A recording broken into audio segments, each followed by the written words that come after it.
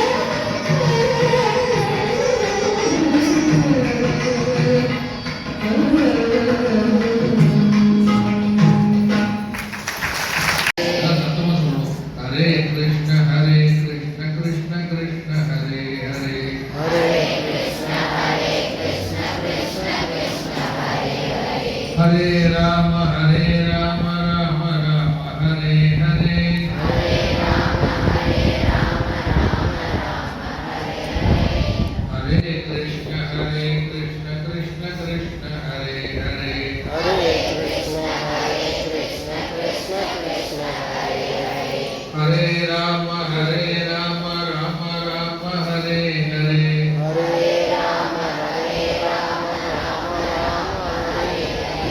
Hare Krishna Krishna Krishna Hare Hare. ED second A first prize, Ritika VJ second C second prize, Litisha B first C third prize. Memory game.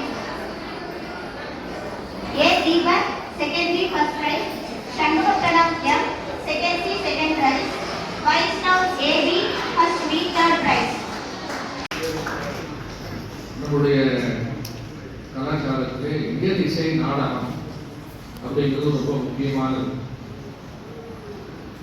இப்போ நாட்டியம்லாம் குழந்தைங்க அபிநயம் தான் சுற்றி மாட்டினாங்க. குழந்தைகள்லாம் மாறுபடுத்த நடந்தது. இது அனைத்திற்கும் ஒரு பக்கபலமாக ஆதாரமாக இசைக்கு மயக்காதவர்கள் யாரும் கிடையாது. அதை முறையா இசை பாடி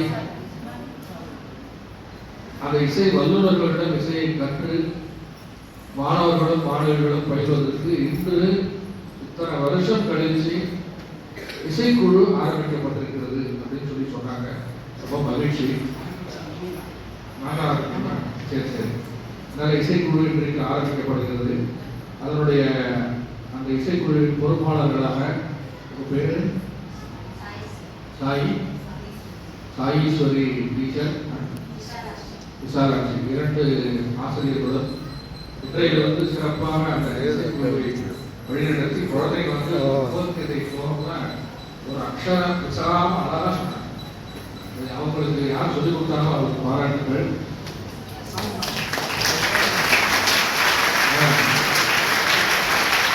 அதாவது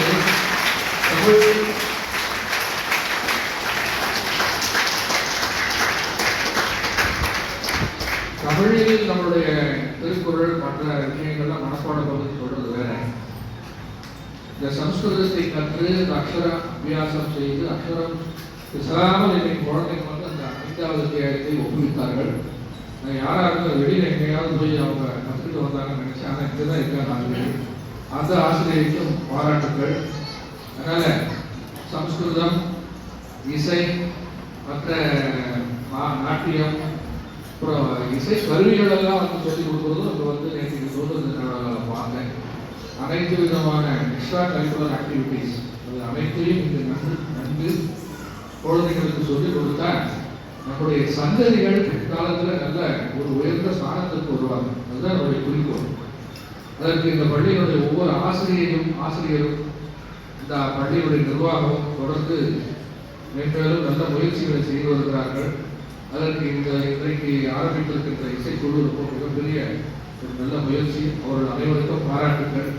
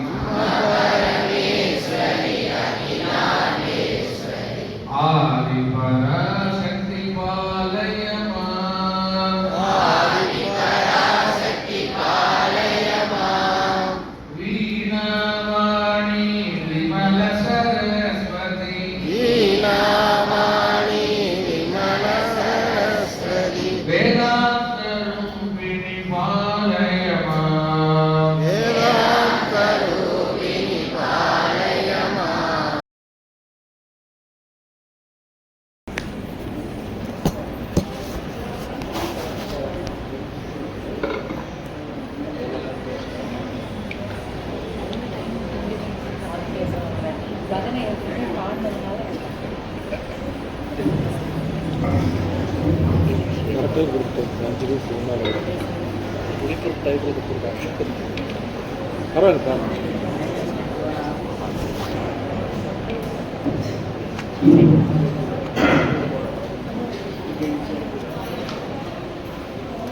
सर्वत्र गोविंद नाम संकीर्तनम गोविंद गोविंद.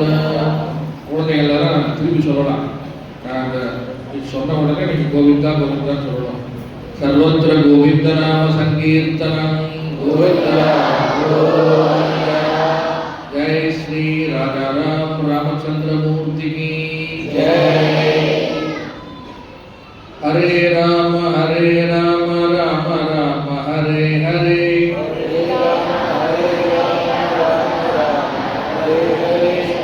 सत्तमा सुनो. हरे कृष्ण कृष्ण कृष्ण हरे हरे.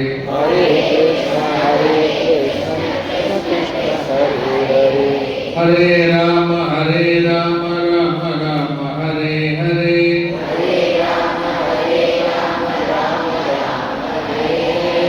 हरे कृष्ण कृष्ण कृष्ण हरे हरे.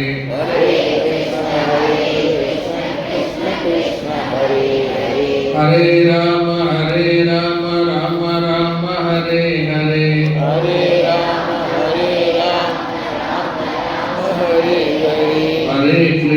हरे कृष्ण कृष्ण कृष्ण हरे हरे.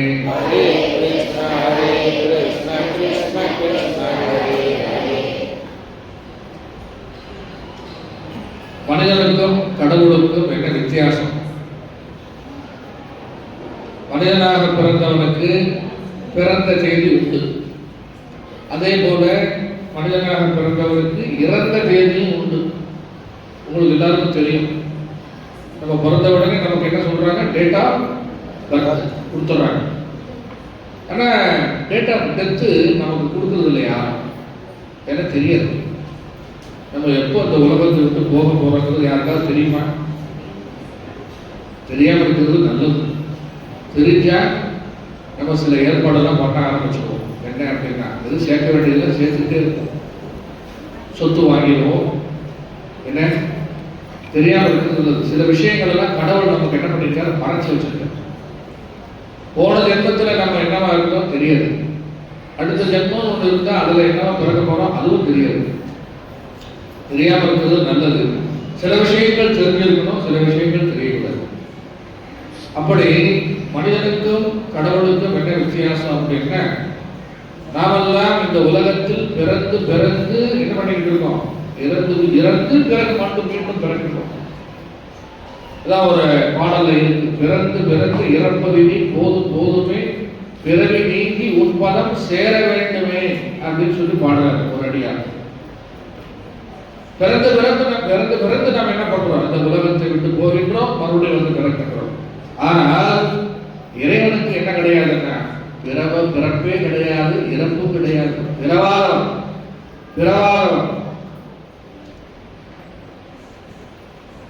நமக்கு வந்து டேட் ஆஃப் பர்த் இருக்கா? கிடையாது. டேட் ஆஃப் டெத்தும் இதுவே கிடையாது. பிறப்பில்லாதவன் இறப்பும் இல்லாதவன். ஆனா அப்பேற்பட்டவனுக்கு நம்ம என்ன பண்றோம்? தெய்வங்களுக்கு, நம்ம வணங்குகின்ற தெய்வங்களுக்கு, அவதார புருஷர்களுக்கு நம்ம என்ன பண்றோம்? பிறந்த நாளை கொண்டாடுகின்றோம். நாம கொண்டாடுறோம் இல்லையா? நேற்றுக்கு நிகழ்ச்சிலாம் முடிஞ்ச பிறகு ஒரு குழந்தை வந்து, பள்ளிக்கூடத்து குழந்தை வந்து சாமிக்கு எனக்கு பர்த்டே பிளஸிங்ஸ் பண்ணுறேன்னு சொல்லி சாக்லேட் கொடுத்தாங்க. அதுபோல நமக்கு எல்லாரும் பர்த்டே கொண்டாடும் போது நாம் என்ன பண்றோம்? இனிப்புலாம் கொடுத்து கொண்டாடுறோம், சந்தோஷமா இருக்கும். அதுபோல பகவான் பிறந்திருக்கின்றார். ஒவ்வொரு மூர்த்திக்கும் ஒவ்வொரு தெய்வத்துக்கும் என்ன இருக்கு அப்படின்னா பிறந்த அந்த திதி இருக்கு. விநாயகருக்கு என்ன சொல்றோம் நம்ம? விநாயகர் சதுர்த்தி கொண்டாடுறோமா இல்லையா? இந்த மாசம் வரப்போகுது.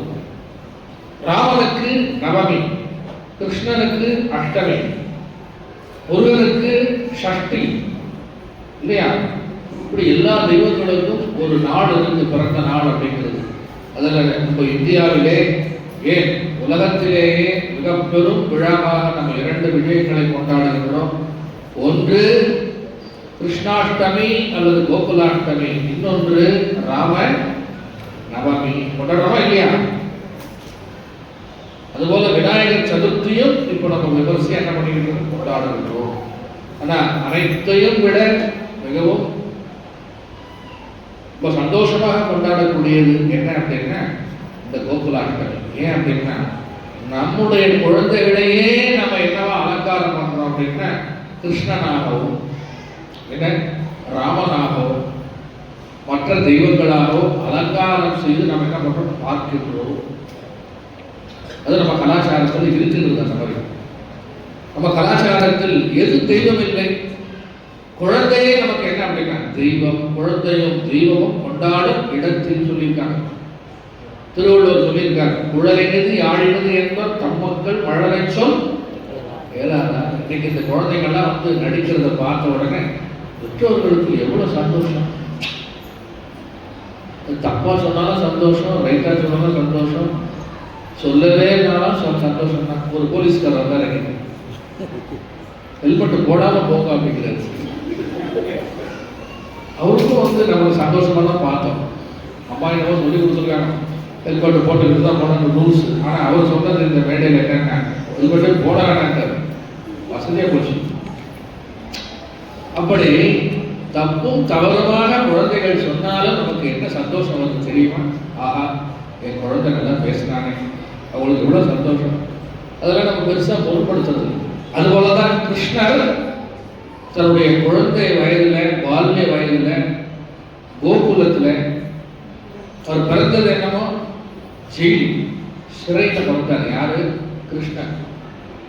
மதுராவில் கிருஷ்ணன் சிறைவாசத்துல தாய் தந்தையில் இருக்கும்போது அந்த சிறையில பிறக்கிறாரு.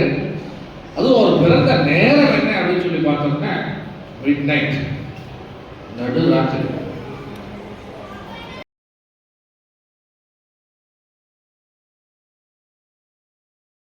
ராத்திரி நடு திசையில பிறக்கிறாரு. பிறந்த உடனே அவரை தூக்கி கொண்டு வந்து எங்க வச்சிடுறாங்க? கம்சன் கொண்டுருவான் அப்படின்றதுக்காக கொண்டு வந்து எங்க கோகுலத்தில் விட்டுறாங்க. வளர்ப்பு தந்தையாகவும் வளர்ப்பு தாயாகவும் யார் இருக்கிறார்கள் கொஞ்ச காலத்திற்கு அப்படின்னா யசோதையும் நந்தகோபனும். யாரு? அதனால்தான் நம்ம பாடுறோம், யசோத நந்த வேணுகானனே. யசோதை வந்து போன ஜென்மத்துல கடவுளே கிருஷ்ணா நீயே எனக்கு குழந்தைய வரணும்னு சொல்லி வேண்டினான். அதனால என்ன சொல்றாரு கிருஷ்ணர் என்ன பண்றாரு? குழந்தையாக அந்த அந்த லீலைக்கு பேர் என்ன அப்படின்னா ராசலீலை. என்ன லீலை? கிருஷ்ணனுடைய இளமை பருவம், அந்த துவாரகாவுக்கு போற வரைக்கும், அந்த கோகுலமாகிய அந்த கிராமத்தை விட்டு போகின்ற வரைக்கும் அவர் பண்ண ஆட்டம் பாட்டம் குறும்பு கொஞ்சம் நஞ்சம் இல்லை. கண்ணன் என்ன பண்றாரு? வெண்ணையை நம்மளாம் என்ன பண்றோம்? வீட்டுல கேட்டு வாங்கி சாப்பிடுறோம், இல்லைன்னா ஆடு இல்லைன்னா தப்பா திறந்து சாப்பிடுறோம். அவரு வீடு வீடா போய் என்ன பண்ணிருக்காரு? திருடி சாப்பிட்டுருக்காரு. என்ன சாப்பிட்டுருக்காரு? வெண்ணெய். பத்தியா அதெல்லாம் யாரும் பொருட்படுத்தலை, இல்லை சந்தோஷமா என்ன பண்றாங்க, சாப்பிடும் அப்படின்னா. கிருஷ்ண லீலை, ராச லீலை, அது மட்டும் இல்லை, கிருஷ்ணருக்கு அந்த கிராமத்தில் மயங்காதவர்களே கிடையாது. அவர் புல்லாங்குழல் எடுத்து ஊதுனாருன்னா எல்லாரும் மயங்கி என்ன பண்ணிடுவாங்க அப்படின்னா, மிருகங்கள் முதல் கொண்டு மான், பசு, என்ன மயில், எல்லா ஜீவராசிகளும் மயங்குகின்றது. வேணுகோபாலன், கிருஷ்ணருக்கு இன்னொரு பேர் என்ன, வேணுகோபாலன். அப்புறம் இந்த கிருஷ்ணர் இப்படி குரு பண்றானே சொல்லி அம்மா என்ன பண்ணிட்டாங்க, இங்க போனாலும் ஒரே தொந்தரவா இருக்கிறவங்க சொல்லி உரல்ல கட்டி போட்டுட்டாங்க. உரல் பார்த்துருக்கீங்களா நீங்க? உங்க வீட்டில் கிரைண்டர் இருக்கு தெரியுமா உங்களுக்கு?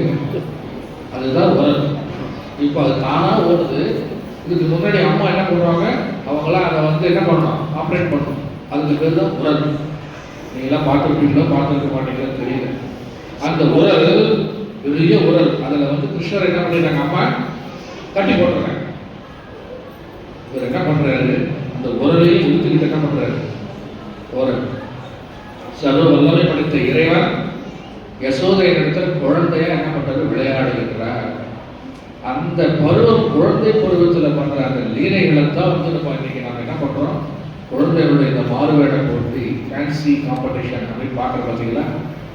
ருக்மணி, பாமா, சத்யபாமா, என்ன கிருஷ்ணன், மற்ற தெய்வங்களுக்கும் சேர்த்து என்ன பண்ணியாச்சு. இன்னைக்கு சிவனே வந்தாரு. இன்னைக்கு பார்த்தீங்களா நீங்க, சிவன் வந்தாரு, முருகன் வந்தாரு, சுபாஷ் சந்திர போஸ் வந்தாரு, அப்புறம் வேலுநாச்சியார் வந்தாங்க. இன்னைக்கு எல்லா விதமான வேஷமும் போட்டாச்சு. இதெல்லாம் போட்டோ எடுத்து வச்சுட்டு எல்லாரும் பின்னாடி நம்ம என்ன பண்ண போறோம், மகிழ்ச்சியா பார்க்க போறோம். சரி, விஷயத்துக்கு வரேன். அப்போ பிறப்பும் கிடையாது, இறப்பும் கிடையாததாக இருக்கின்ற இறைவனுக்கே நம்ம என்ன பண்றோம், பிறந்த நாள் கொண்டாடுறோம். அது மட்டும் இல்ல, இது இந்த அவதாரம் அப்படின்னு சொல்லி சொல்றோம் பார்த்தீங்களா. மகாவிஷ்ணுக்கு எத்தனை அவதாரம் சொல்ல முடியுமா? யாராவது குழந்தைங்க சொல்லுங்க பார்ப்போம், எத்தனை அவதாரம்? நானே ஒரு அவதாரம். எங்க வீட்டுல எங்கேயுமே என்ன சொல்றாங்க, அவதாரம் சொல்றாங்க. ஏன் அப்படின்னா குறும்பு ஜாஸ்தியா பண்றதுனால சொல்றாங்களா இல்லையா? ஏன்டா இது சிவனை அம்பிகையை நோக்கி பிள்ளையார வந்து தவம் பண்ணி, இந்த சிவனை தவம் பண்ணி, இந்த முருகனை தவம் பண்ணி, சிவனை தவம் பண்ணி ஒரு பிள்ளையை கேட்டா அந்த சிவன் வரும்போது பார்த்தா சிவன் ஒரு பூதத்தை அனுப்பிச்சிருக்காருங்கிறாங்க. பூதகணங்கள் என்ன அப்படின்னா குறும்பு வாழ்த்தான். 10 அவதாரங்களில் இந்த கிருஷ்ணாவதாரம் என்ன அவதாரம் அப்படின்னா பூர்ண அவதாரம். எப்படி பூர்ணாவதாரம்? நீங்க வரிசையா பார்க்கலாம். மத்ஸ்யாவதாரம், கூர்மாவதாரம், வராகாவதாரம், நரசிம்ம அவதாரம், வாமன அவதாரம், பலராம அவதாரம். இப்படி அவதாரங்களை எடுத்துக்கிட்டீங்கன்னா இந்த விலங்கினங்களோடு சேர்ந்து அல்லது அதற்கு மாறாகவோ கொஞ்சம் கொஞ்சம் வித்தியாசம் இருக்கும். முழுமையாக பிறக்கும் பொழுதே கர்ப்பவாசத்தில் இல்லாமல் மனிதனாக குழந்தையாக பிறந்து தாய் தந்தையரால் வளர்க்கப்பட்டு பிறகு தர்மத்தை பற்றி நம்முடைய தேசத்திற்கு சொல்லிவிட்டு போயிருக்கக்கூடிய ஒரு முழுமையான அவதாரம் என்ன அவதாரம்? 2 அவதாரம். ஒன்று ராமாவதாரம், இன்னொன்று கிருஷ்ணாவதாரம். ராமோ விக்கிரகவான் தர்மக. ராமன் வேற இல்லை, தர்மம் வேற இல்லை. தர்மமே ராமன், ராமனே தர்மம். தர்மத்தை நிலைநாட்டுவதற்காகவும் சத்தியத்தை எப்படி நான் கடைபிடித்தேன் என்று மக்களுக்கு சொல்லுவதற்காகவும் எடுத்த அவதாரம் தான் யாருன்னா ராமாவதாரம். கடவுளே மனிதனாக பிறந்து கஷ்டப்பட்டு இப்படிதான் நான் இருந்தேன் அப்படின்னு அப்படி இருந்தாலும் நான் தர்மத்திலிருந்து பிசகவில்லை. தாய்க்கு தந்தை கொடுத்த வரத்தை அது பொய்யாக போகக்கூடாது அப்படின்னு சொல்லி அந்த வரத்தை காப்பாற்றுவதற்காக மெய்யாக்குவதற்காக 14 வருடங்கள் காட்டிற்கு சென்றவர் யாருன்னா ராமன். ராவணனை தர்மத்தை நிலைநாட்ட வேண்டும் என்று என்ன பண்றாருன்னா சம்ஹாரம் செய்கின்றனர். அதே போல கிருஷ்ணாவதாரம் எப்படி அப்படின்னா கிருஷ்ணரே வந்து சொல்றாரு பகவத்கீதையில, யதா யதாபி தர்மஸ்ய க்லானிர் பவதி பாரத அப்யுத்தானம் அதர்மஸ்ய ததாத்மானம் ஸ்ருஜாம்யஹம் பரித்ராணாய சாதூனாம் விநாசாய துஷ்கிருதாம் தர்ம சம்ஸ்தாபனார்த்தாய சம்பவாமி யுகே யுகே. ராமன் தர்மத்தின்படி வாழ்ந்து காட்டினான். கிருஷ்ணன் தர்மத்தை நிலைநாட்டினான். தர்மத்திற்கு எதிராக அதர்மத்தை கடைபிடிப்பவர்களை எல்லாம் என்ன பண்றான் கிருஷ்ணர் மகாபாரத போரில் அழித்து துடைக்கின்றான். அதனாலதான் கிருஷ்ணர் பார்த்தீங்கன்னா பூர்ணாவதாரத்துக்கு மேல ஒரு விஷயம் சொல்லப்படுகிறது. என்ன அப்படின்னா ஆச்சாரியன், கீதாச்சாரியன், பார்த்தசாரதி, இந்த 2 ரோகமே என்ன பண்றாருன்னா கிருஷ்ணர் எடுக்கிறார். ஆனா அவர் பிறந்த குலம் என்ன? அவர் எங்க பிறந்தாரு? விஷ்ணு குலத்துல பிறந்திருக்காரு. அது வேற விஷயம். வசுதேவனும் தேவகியும் விஷ்ணு குலத்தை சேர்ந்தவர்கள். ஆனால் அவன் வாழ்ந்தது, வளர்ந்தது, பழகியது, குறும்புத்தனம் பண்ணது எல்லாமே இளமை காலத்துல சின்ன வயசுல எந்த இடம் அப்படின்னா எல்லாம் இடையர்கள் ஆடு மாடு வளர்த்துக்கிட்டு இருந்த இடம், பசுக்கள் கூட்டம் இருந்த இடம். அப்பேற்பட்டவர் உயர்ந்த ஸ்தானத்தில் இருந்த கடவுள் யாருக்கிட்ட எல்லாம் வாழ்ந்து அவருடைய தர்மத்தை எப்படி சொல்றான், இந்த ஆச்சாரிய ஸ்தானத்தை எப்படி உலகுக்கு எடுத்து சொல்லுகின்றான் அப்படின்னு சொல்லி பார்த்தோம்னா எல்லாம் கதை பெரிய பாகவத்தில் பெரிய கதையாவே சொல்றாங்க. அதனால்தான் கடவுளுக்கு என்ன கிடையாதுங்க, மனிதனிடத்தில் பாகுபாடு பார்ப்பதில்லை. தன்னுடைய பக்தர்களுக்கு என்ன சொல்ல வேண்டுமோ அந்த விஷயத்தை கீதையில சொல்லியிருக்கான். அதனால கீதாச்சாரியன் கோபியர்களுக்கெல்லாம் இறைவன், நந்தகோபனுக்கெல்லாம் என்னது அப்படின்னா தலைவன். கிருஷ்ணன் அப்படிங்கிற பேருக்கு என்ன அர்த்தம் அப்படின்னா நீலம் கருப்பு அந்த நிறத்தை கலந்து இருக்கக்கூடிய நிறமுடையவன். சிவபெருமானுக்கு கழுத்துல என்ன இருக்கு? கருநீல வண்ணமா இருக்கு. என்ன சாப்பிட்டாரு அவரு? பால் பாயசமா என்ன சாப்பிட்டாரு? விஷம். அதனால கழுத்துல விட்டு போச்சு. அதுக்கு பெருசா நீலகண்டன் அப்படின்னு பேரு. அத்தகைய நிறத்தை ராமனும் என்ன கலரு? ராமர் கலர் நீல கலர். கிருஷ்ணர் என்னது அப்படின்னா கருநீல வண்ணன், கருப்பா இருக்காரு கிருஷ்ணன்.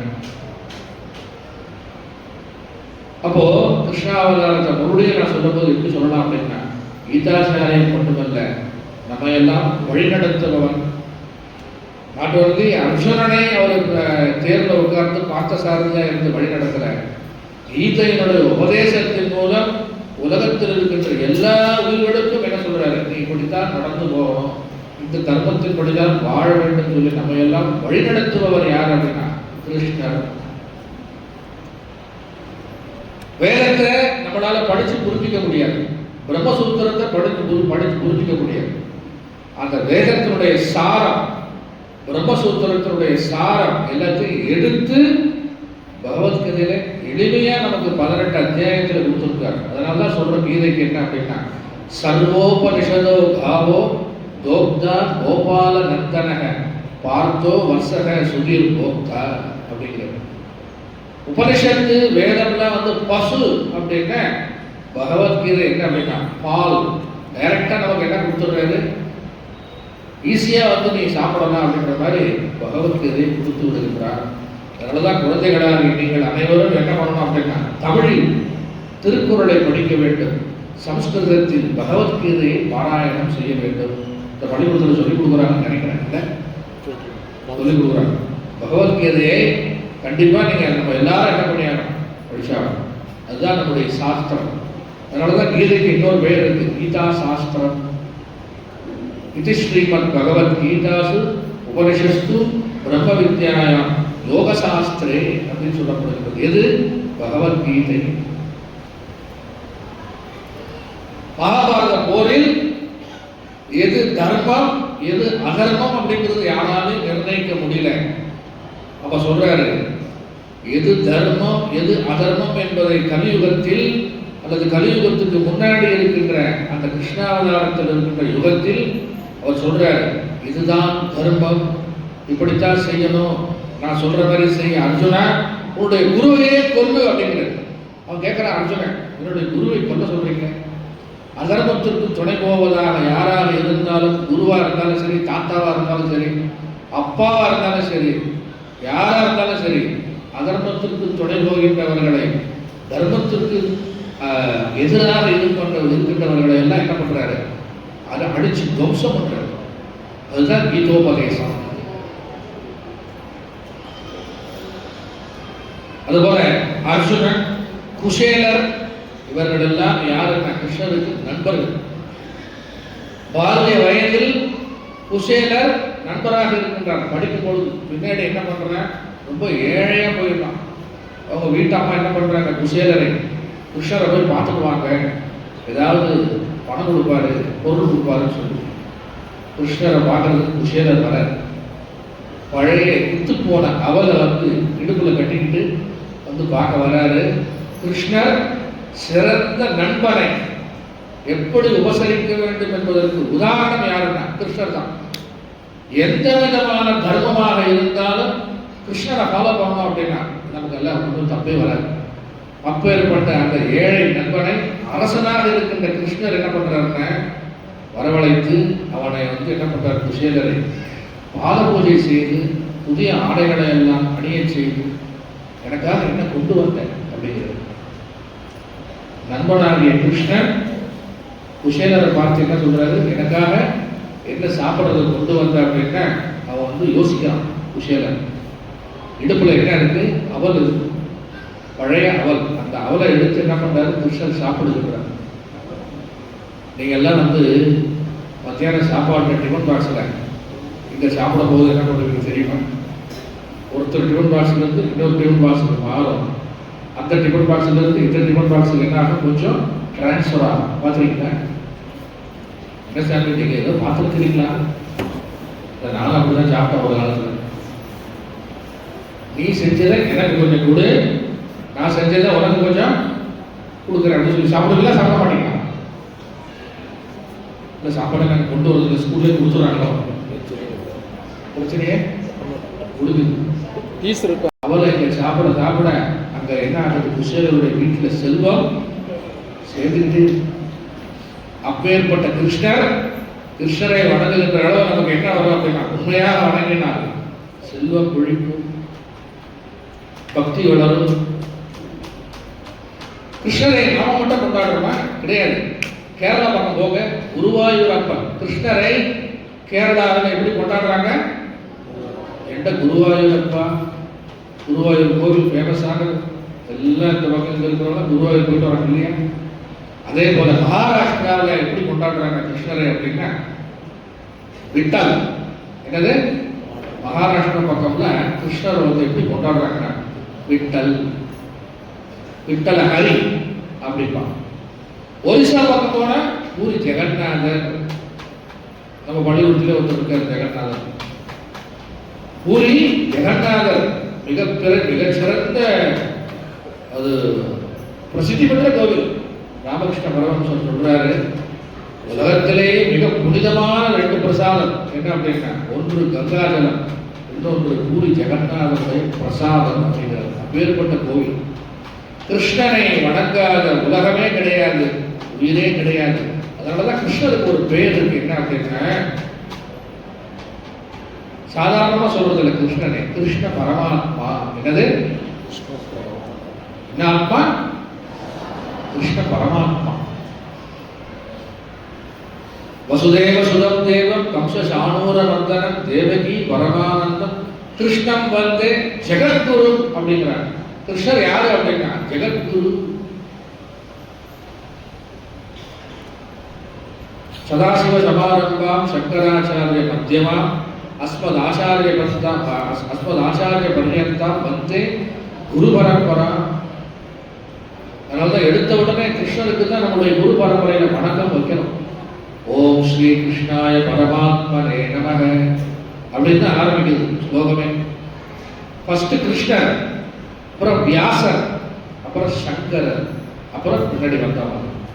அதனால நமக்கு கீதாச்சாரியனாகவும் இருந்து, பார்த்த சாரதியாகவும் இருந்து, கிருஷ்ணனாகவும் இருந்து, வேணுகோபாலனாகவும் இருந்து, அப்புறம் என்ன இன்னொன்று ஸ்பெஷாலிட்டி அப்படின்னா காளிங்க நர்தனன், காளிய மர்தனன். பாம்பு மேல என்ன பண்றாரு, மகாவிஷ்ணு இது மேல படுத்து தூங்குறாருன்னு சொல்ல முடியுமா?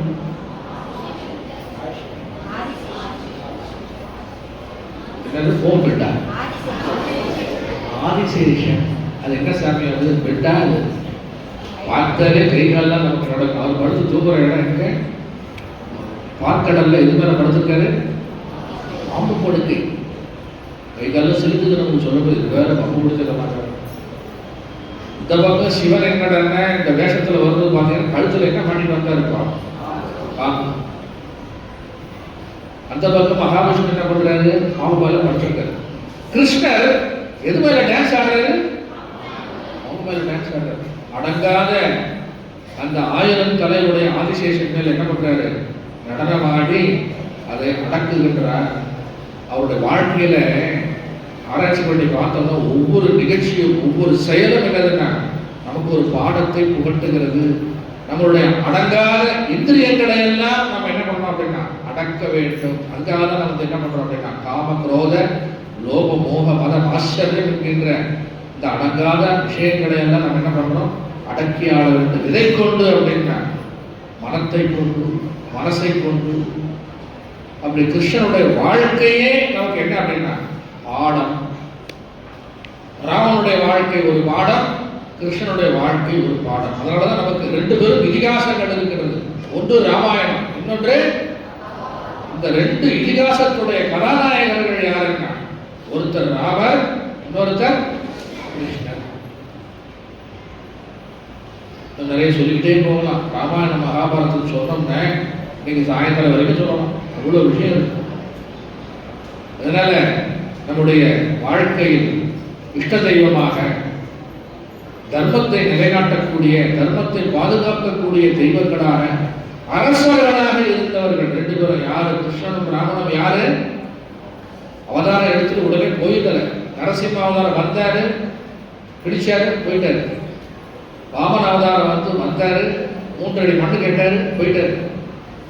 கூர்ம, மத்ஸ்ய, வராக, பலராம, பரசுராம இதெல்லாம் வந்த உடனே போயிட்டாங்க. ஆனால் ராமனும் கிருஷ்ணனும் கடைசி வரை வாழ்ந்து காட்டிட்டு என்ன பண்ணியிருக்காங்க? போயிருக்கிறார்கள். அதனாலதான் அந்த அவதாரம் என்ன சொல்லப்படுகின்றது? பூர்ண அவதாரம். பாதி அவதாரம் இல்லை, கால்வாசி இல்லை, கம்ப்ளீட் செட்டப் பூர்ண அவதாரம். அதனால்தான் ராம லட்சுமண பரத சத்ருக்குன்னு ஹனுமத் சமேத ஸ்ரீ ராமச்சந்திர பகவானுக்கு ஜெயனி அப்படிங்கிறது சைன்யத்தோட இறங்கியிருக்காங்க. பெட்டாலியன் அப்படின்னு சொல்லி சொல்றோம். அதனால நம்முடைய இருவரும் இதிகாசங்களாக, இருவரும் கண்களாக, தர்மத்தின் பாதுகாவலனாக இருக்கக்கூடிய 2 மூர்த்திகள் யாரு அப்படின்னா ஒரு பக்கம் ராமன், ஒரு பக்கம் கிருஷ்ணன். ஆஞ்சநேயர் இதயத்தை பிளந்து காட்டுறார். உள்ள யார் இருக்கா? எலும்பு கூட ராமன், லக்ஷ்மணன், சீதை, பரதன் இதெல்லாம் உள்ள இருக்கா. இப்ப நம்மளுடைய இதயத்தை பிளந்து பார்த்தோம்னா எது இருக்கும்? தெரியலையே சார். பைபாஸ் சர்ஜரி பண்ணாதான் தெரியும். டாக்டர் உள்ள பார்த்தேன், ஒரு எலும்பு தசையும் நரம்பு ரத்தமா தான் இருக்கு. கிருஷ்ணனே காணோம், ராமனே காணோம். உண்மையிலே யார் இருக்கு நான் சொல்லுங்க பார்ப்போம். ஏதாவது ஒரு தெய்வம் இருக்கணும் இல்லையா? நம்முடைய இதய தாமரையில் யார் இருக்கணும்? ஏதாவது ஒரு தெய்வம் இருக்கணும். அதனால திருமூலர் பாடுறார், உள்ள பெருங்கோயில் ஊனடம்பை ஆலயம் அப்படிங்கிறார். உள்ளத்தினுள்ளே ஒரு பொருள் ஒன்று கண்டேன். அதனால என்ன பண்றேன் அப்படின்னா இந்த உடலை இறைவன் குடியிருக்கின்ற கோயிலாக நாம் என்ன பண்ணியாகணும்? மாற்றி அமைக்க வேண்டும். அதுதான் குழந்தைகளுக்குலாம் இப்ப மாறுவேடம் போட்ட போட்டி இந்த முருகனா வந்தவங்க சொல்றாங்க. வெற்றியே வீரவேல், ஞானவேல் அப்படின்னு. இப்பவே இந்த சின்ன வயசுலயே அந்த விஷயத்துல என்ன பண்ணணும் அப்படின்னா மனசுல புத்தியில அதை விதைச்சிட்டோம் அப்படின்னா பின்னாடி கொஞ்சமாவது என்ன ஆகும்? வேலை செய்யும். அதனாலதான் இந்த மாதிரி பள்ளிக்கூடங்கள்லாம் நடத்தி நம்முடைய பண்பாட்டையும் கலாச்சாரத்தையும் காப்பதற்காக உங்களுக்கு எல்லாம் இதெல்லாம் இன்னைக்கு என்ன நமக்கு கிருஷ்ண கோகுலாஷ்டமிக்கு உங்களெல்லாம் உட்கார வச்சு இவங்களுக்கு வேற வேலை இல்லையா? அவங்க குடும்பத்தையும் லைஃபையே தியாகம் பண்ணிக்கிட்டு ஃபுல் டைம் ஒர்க்கிற மாதிரி இந்த பள்ளிக்கூடத்தில் எல்லாரும் என்ன பண்ணுறாங்க? டீச்சர்ஸ்லாம் என்ன உங்களுக்காக, மாணவ செல்வங்களுக்காக, மாணவிகளுக்காக வாழ்க்கையை அர்ப்பணித்து இந்த நல்ல விஷயங்கள் எல்லாம் சொல்லிக்கிட்டு இருக்காங்க. எனக்கு வேற. அதனால உங்களுடைய மனதில் நீங்க யாரை வச்சுக்கணும்? ஒன்று ராமர் அல்லது அப்படி இல்லைன்னா முருகன். விநாயகர், சிவன், அம்பிகை. நமக்கு என்ன தெய்வமா என்ன? 33 தேவ தெய்வங்கள். அடே அப்பா, கணக்கிலே இல்லை நமக்கு. யாரை வேணா நீங்க தெய்வமா வச்சுக்கணும். பெற்ற தாயும் தந்தையுமே நமக்கு யாரு? தெய்வம். அப்புறம் என்ன குறைச்சல் உங்களுக்கு? அன்னையும் பிதாவும் முன்னறி தெய்வம், ஆலயம் கொள்வது. அதனால குழந்தைகளே, மாணவர்களே, மாணவிகளே, பெற்றோர்களே, ஆசிரியர்களே, பெரியோர்களே, உங்களுக்கு எல்லாருக்கும் எனக்கு விண்ணப்பம் என்னங்க, இறைவனை குழந்தை வடிவில் பார்க்கக்கூடிய ஒரே சமயம் எது அப்படின்னா நாம தான், நம்முடைய கலாச்சாரம் தான். அதனாலதான் பெற்றோர்கள்லாம் குழந்தையை கூட்டிட்டு வந்து இன்னைக்கு என்ன வேஷம் போட்டாங்க? குழந்தையும் தெய்வமும் ஒன்று, அவ்வளவுதான்.